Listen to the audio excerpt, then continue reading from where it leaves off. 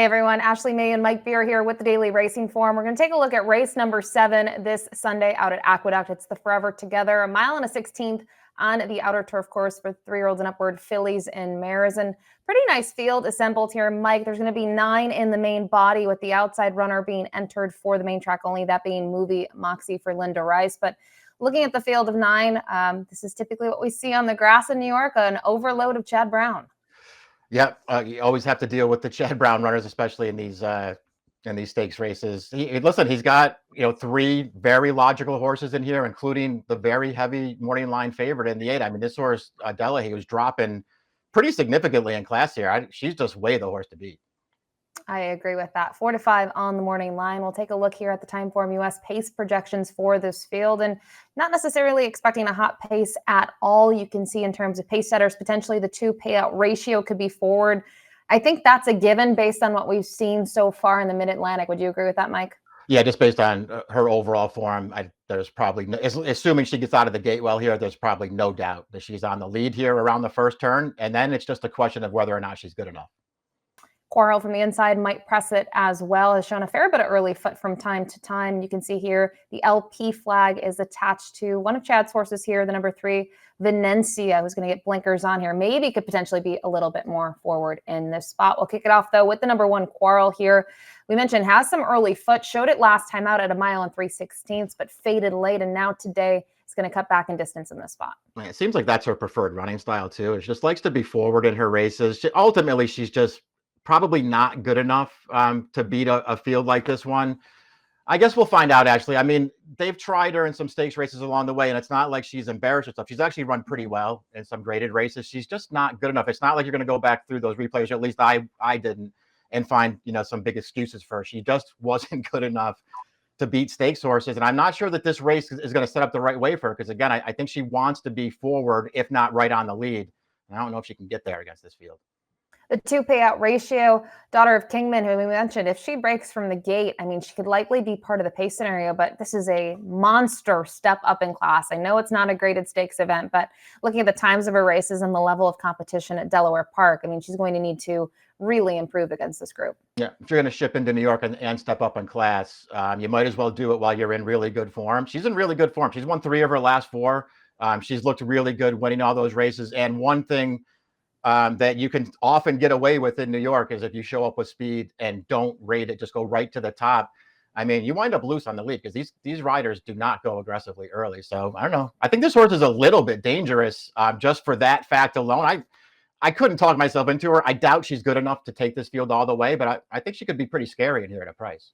Yeah, I think the big thing is if she gets to the front and goes slow. 2 starts back, she went pretty quick for herself, and it was a tougher group, and she wasn't able to hang on in the end. She failed as the favorite, but you saw last time out, no issues, 81 by her speed figure. The 3, Venencia, one of 3 in here for Chad Brown. We'll take a look at her most recent performance, and she raced without blinkers in this spot. She's going to get them today, and I wonder if it has to do with this performance, considering she was dead last early on and really rolling late. Yeah, she runs pretty well in here. That's a stablemate of hers who she just can't get to in this race. That horse, Brisbane, who was off of a very, very long layoff in her first start in this country, just had the jump on Venencia. Venencia couldn't track her down. It's also worth pointing out, too, that if you go back and watch the full replay there, this horse had real trouble early in that race. She got in tight on the rail and got shuffled back, and she lost more position into the first turn. So I think there was a chance she could have been closer in there if she had had a clean trip. She just didn't have one. I like her. I like pretty much all of her races since she's gotten over here. I don't really love her running style, however. If she's the right kind of price, I could see taking a little bit of a chance with her, because I don't think she's overmatched by these horses.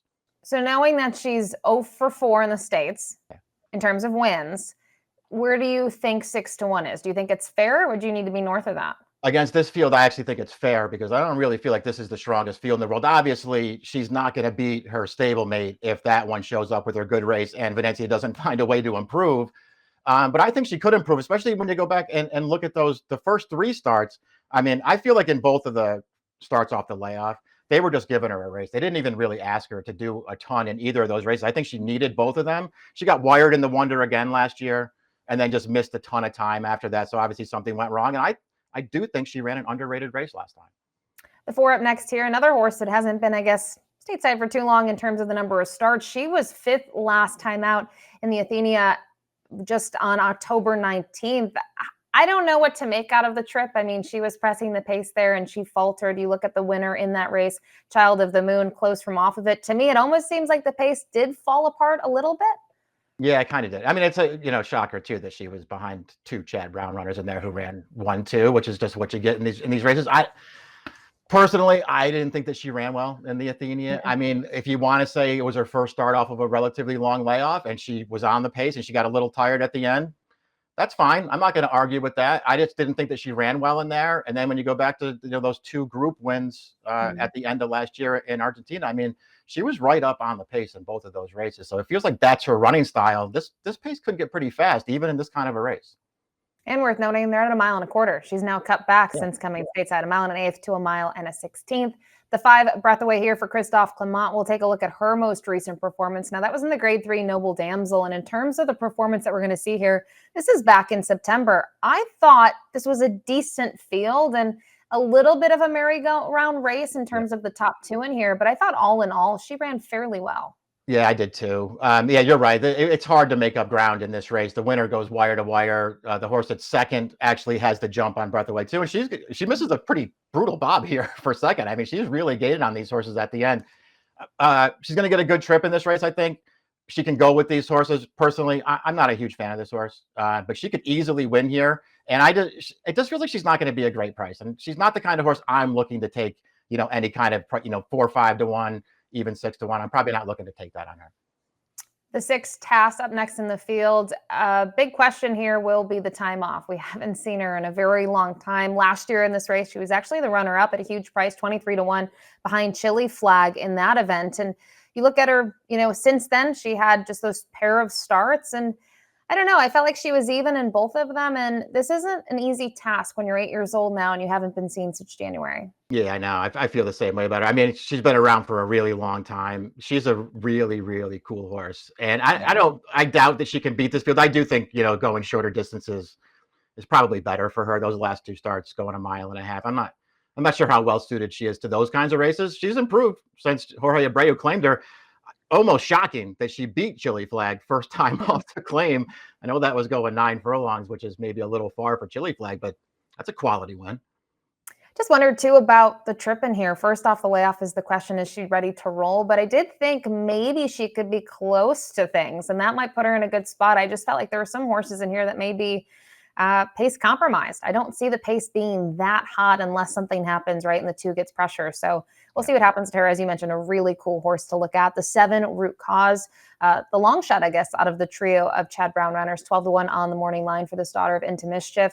She was able to pick up that first level allowance win at 2 back, and then more recently at Saratoga following that.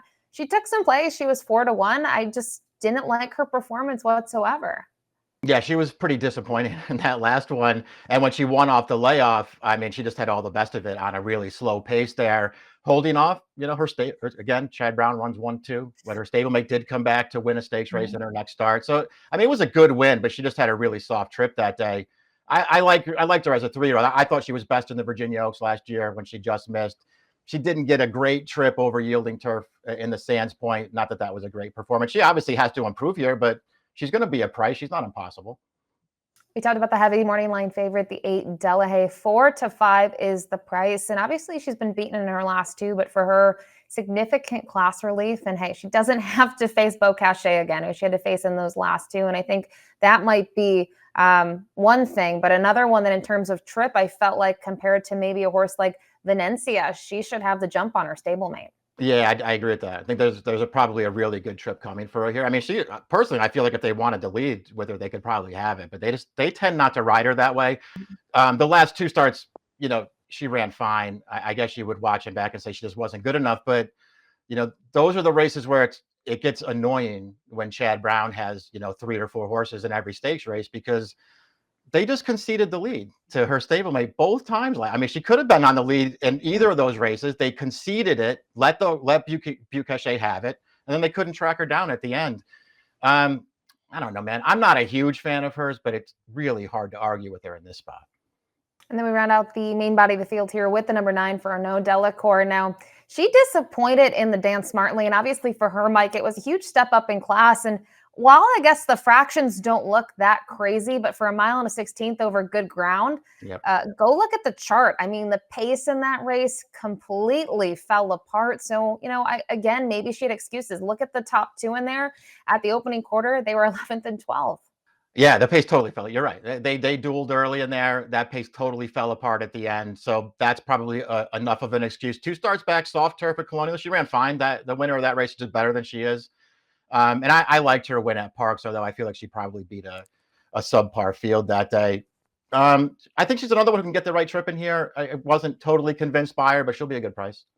And then in the event that this race is moved to the main track, the number 10 Movie Moxie would get into the starting gate here for Linda Rice. And I mean, just looking at everybody else here, this is what we typically see, especially in New York, Mike. I mean, she would be probably the horse to beat, even though she's 0 for 7 this year. Yeah, it's the right idea to enter her main track only for sure. She hasn't won a race in a little while, going back to last summer. She just ran last weekend here, but she ran fine in that race in the turn back the alarm.